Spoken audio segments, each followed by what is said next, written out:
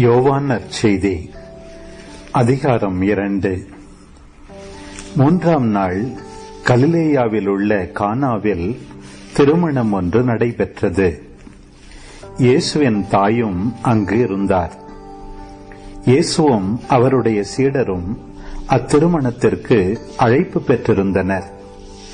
திருமண விழாவில் திராட்சை ரசம் தீர்ந்து போகவே இயேசுவின் தாய் அவரை நோக்கி, திராட்சை ரசம் தீர்ந்துவிட்டது என்றார். இயேசு அவரிடம், அம்மா, அதை பற்றி நாம் என்ன செய்ய முடியும்? எனது நேரம் இன்னும் வரவில்லையே என்றார். இயேசுவின் தாய் பணியாளரிடம், அவர் உங்களுக்கு சொல்வதெல்லாம் செய்யுங்கள் என்றார். யூதரின் தூய்மை சடங்குகளுக்கு தேவையான 6 கல் தொட்டிகள் அங்கே இருந்தன.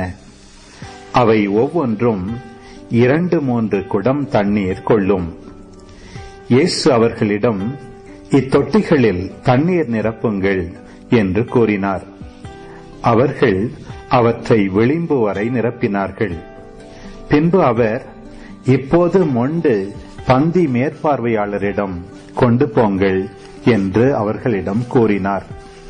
அவர்களும் அவ்வாறே செய்தார்கள். பந்தி மேற்பார்வையாளர் திராட்சை ரசமாய் மாறியிருந்த தண்ணீரை சுவைத்தார். அந்த ரசம் எங்கிருந்து வந்தது என்று அவருக்கு தெரியவில்லை. தண்ணீர் மொண்டு வந்த பணியாளருக்கே தெரிந்திருந்தது. ஆகையால் பந்தி மேற்பார்வையாளர் மணமகனை கூப்பிட்டு, எல்லாரும் நல்ல திராட்சை ரசத்தை முதலில் பரிமாறுவர். யாவரும் விருப்பம் போல குடித்த பின்தான் தரம் குறைந்த ரசத்தை பரிமாறுவர். நீர் நல்ல ரசத்தை இதுவரை பரிமாறாமல் ஏன் வைத்திருந்தீர் என்று கேட்டார். இதுவே இயேசு செய்த முதல் அருமடையாளம். இது கலிலேயாவில் உள்ள கானாவில் நிகழ்ந்தது. இதன் வழியாக அவர் தம் ஆட்சியை வெளிப்படுத்தினார். அவருடைய சீடரும் அவரிடம் நம்பிக்கை கொண்டனர்.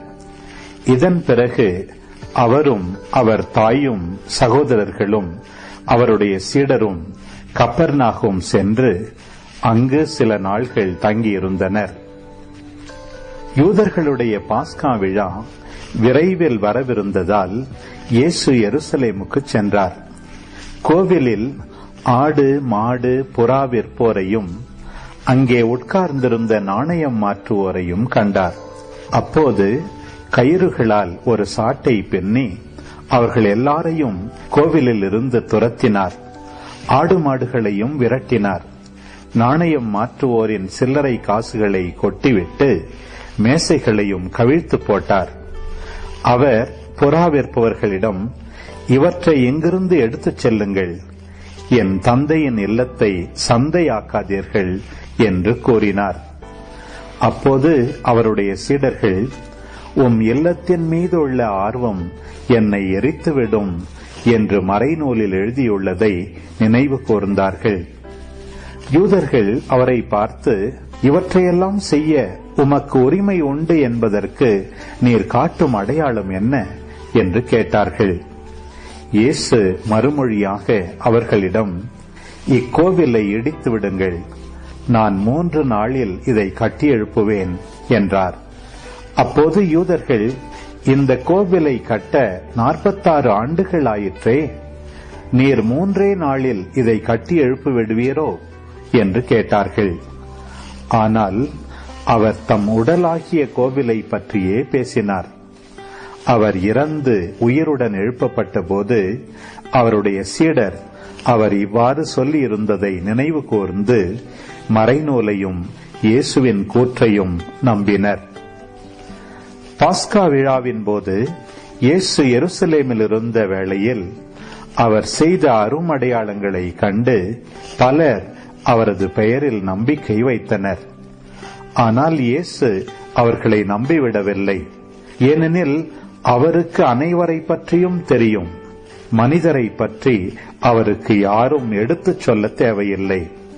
ஏனெனில் மனித உள்ளத்தில் இருப்பதை அவர் அறிந்திருந்தார்.